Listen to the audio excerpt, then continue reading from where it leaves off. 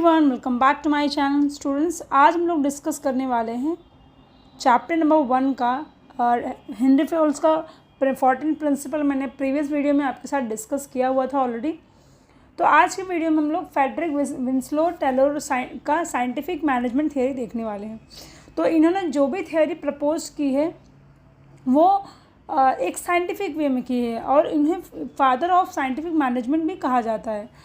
तो बेसिकली चलो वीडियो को स्टार्ट करते हैं। और वीडियो को स्टार्ट करने से पहले मैं आप सबसे रिक्वेस्ट करूँगी कि अगर आप चैनल पे पहली बार आए हैं तो चैनल को ज़रूर देखिए, और अगर आपको पसंद आए तो सब्सक्राइब कीजिए, और वीडियो भी पसंद आए तो उसे वीडियो को लाइक कीजिए। तो बेसिकली जो टाइम स्पैन था टेलर का वो 1856 से 1915 था। ये एक अमेरिकन थे जिन्होंने अपनी करियर की starting as a machinist in Midvale steel worker की थी, और फिर बाद में इन्होंने ग्रेजुअली हार्ड वर्क और प्रोग्रेस के बाद चीफ इंजीनियर का पोस्ट पाया। और इन्होंने एक नई थियरी इंट्रोड्यूस की, बहुत सारे ऑब्जर्वेशन से, एक्सपेरिमेंट से, विद द साइंटिफिक डेटा और बेस्ड ऑन साइंटिफिक डेटा। तो जो टेलर की अप्रोच थी टूवर्ड्स द मैनेजमेंट वो एक साइंटिफिक मैनेजमेंट थी। Okay, and for the contribution development of management he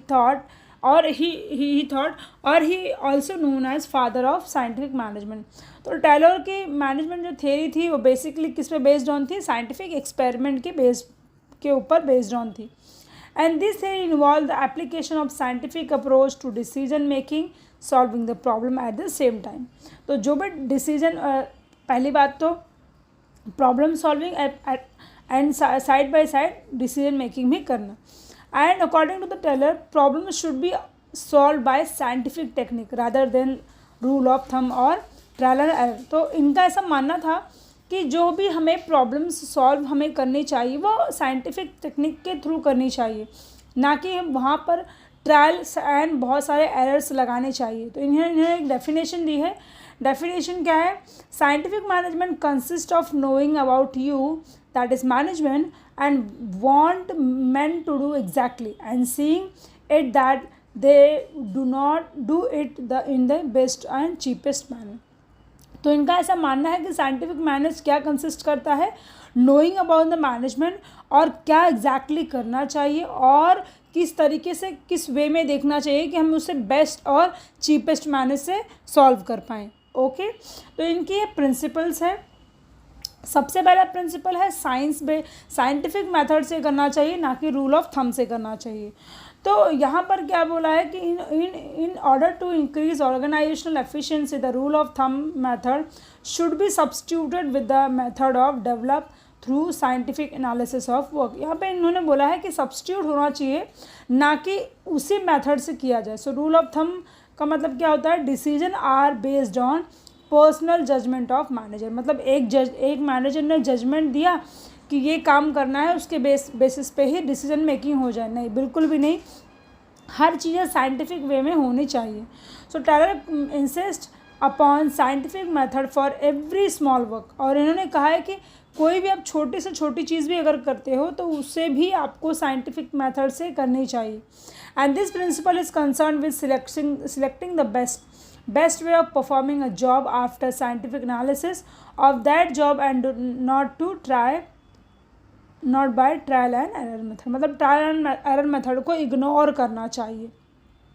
so standard required time and standard output should be defined by the manager. जो standard output है या काम करने का जो भी स्टैंडर्ड टाइम है वो मैनेजर के से डिसाइड होना चाहिए। And this will help in saving time, human energy, and will result into expected standard output। According to Taylor, even a small production activity like loading iron sheet into a box cars can be scientifically planned। मतलब जो भी चीज़ें होनी चाहिए वो scientifically ही planned होनी चाहिए। Next point is harmony not Discord. यानी कि जब आप किसी ऑर्गेनाइजेशन में काम करते हैं तो वहाँ पे पीस वाला इन्वायरमेंट होना चाहिए, वहाँ पे एकदम से शांति बनी होनी चाहिए। उससे होगा क्या, तो इससे जो वर्किंग एनवायरनमेंट होता है वो काफ़ी हेल्दी होता है और जहाँ पर लोग बिना किसी स्ट्रेस के काम कर पाते हैं. So according to this principle there should be a harmony between employ and management. अब यहाँ पे मेरे बताने का मतलब ये है कि एनवायरनमेंट होना चाहिए, यानी कि एम्प्लॉई, मैनेजर, बोर्ड ऑफ जितने भी पोजीशन है उन सारों बीच लोगों के बीच में एक पीस वाला रिलेशनशिप होना चाहिए. And this coordination will help in minimising conflict between them. और इससे क्या होता है कि जो भी चीज़ें हैं वो इंसान ईजिली कन्फ्रंट कर पाएगा, जिसकी वजह से कॉन्फ्लिक्ट्स होने के चांसेस कम हो जाते हैं. Perfect understanding between employ and management will be helpful in creating healthy work और environment for achieving the desired goal. देखो क्या होता है, आप कभी देखो कि आप जिस घर में ना मतलब पेरेंट्स का बच्चों को सपोर्ट होता है सारी चीज़ों में और एक प्रॉपर डायरेक्शन होता है, बच्चे कम्युनिकेट कर पाते हैं एक दूसरे से, तो वहाँ पर क्या होता है बच्चों का जो मेंटल ग्रो होता है वो काफ़ी अच्छा हो जाता है.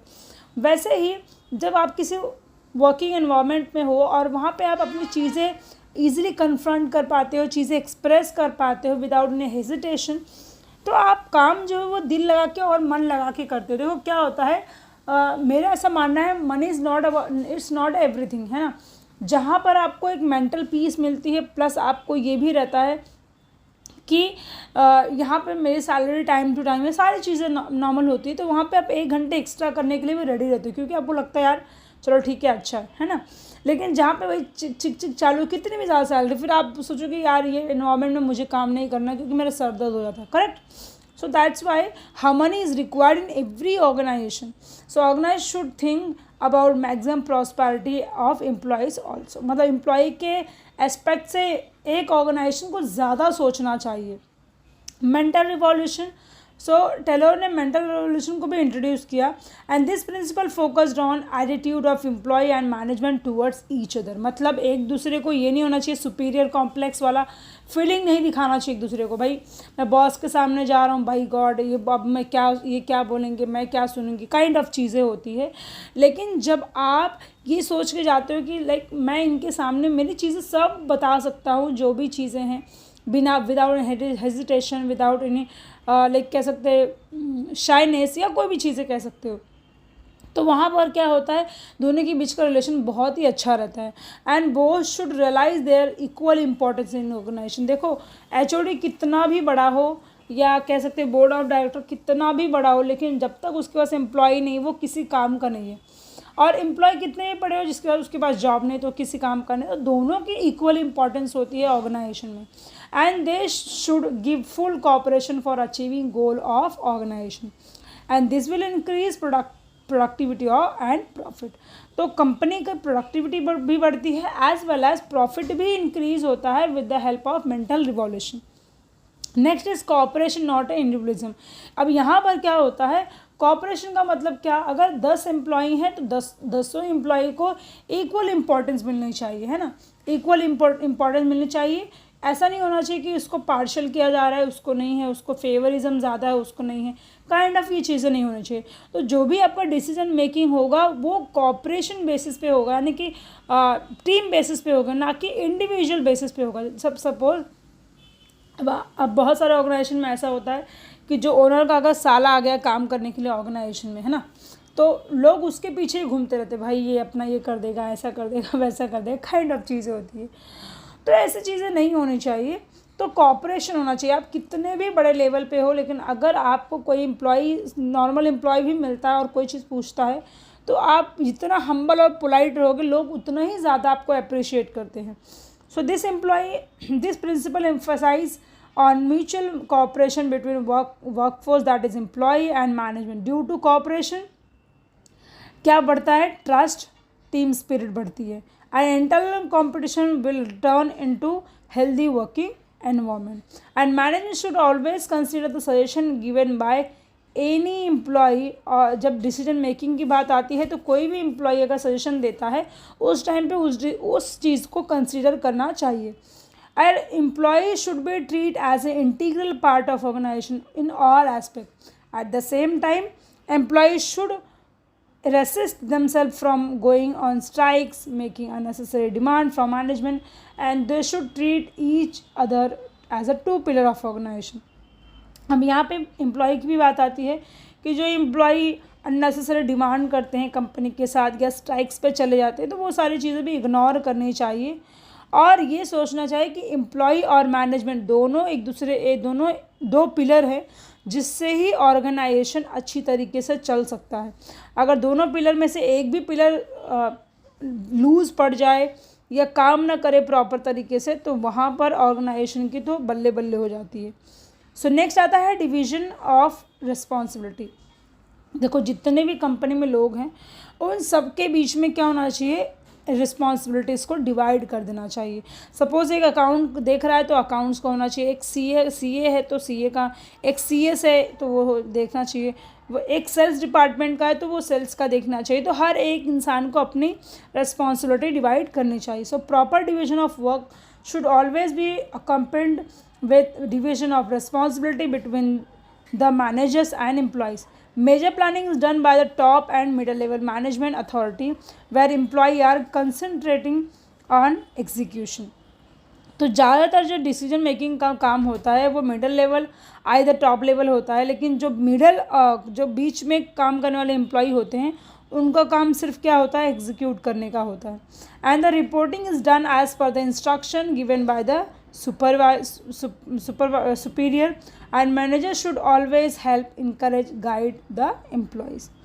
इससे क्या होता है, परफॉर्मेंस बढ़ता है एक कंपनी का। Next is development of employer and employees for greater efficiency and maximum prosperity. तो यहाँ पर डेवलपमेंट एम्प्लॉय का भी होना चाहिए, एम्प्लॉयर का भी होना चाहिए। Best performance of an organisation always depend on skill, capability of its employee to a great extent, and thus providing training development program employees where required is essential. देखो, जब कोई कंपनी में नया ज्वाइन होता है तो उसे टाइम टू टाइम क्या करना चाहिए, कुछ जो भी नई चीज़ें आपकी कंपनी में आती हो उसे उसके सामने इंट्रोड्यूस करना चाहिए, उसे एक्सप्लेन करना चाहिए, उसे बताना चाहिए कि ये चीज़ें ऐसे ऐसे हो सकती है। उससे क्या होगा, आपकी कंपनी की जो प्रॉफिटेबिलिटी होगी वो बढ़ेगी। और अगर आप उसे उस चीज़ से अननोन रखते हो तो उसका भी इफेक्ट प्रॉफिटेबिलिटी पे पड़ता है। तो कंपनी में मैक्सिमम प्रॉस्पेरिटी बनाए रखनी चाहिए विद अ ग्रेट एफिशिएंसी।